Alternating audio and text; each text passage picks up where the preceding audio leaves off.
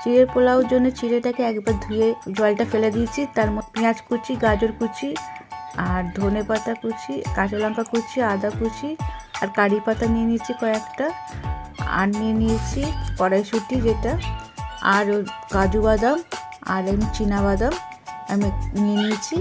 চলুন তাহলে রেসিপিটা শুরু করা যাক। বন্ধুরা, কড়াইতে সাদা তেল নিয়ে নিয়েছি, তেলটা গরম হয়ে গেছে। তেলের মধ্যে কাজু বাদাম আর চীনা বাদামটা দিয়ে দিলাম। এবার আমি হালকা লাল লাল করে ভেজে নেব বাদামগুলো। বাদামগুলো লাল লাল করে ভাজা হয়ে গেছে, আমি এবার বাটির মধ্যে তুলে নিলাম। এবার বন্ধুরা, আমি এই তেলের মধ্যে কারি পাতা, পেঁয়াজ কুচি, গাজর কুচি, কড়াইশুঁটি, আদা কুচি দিয়ে হালকা নেড়ে ছেড়ে ভেজে নেব।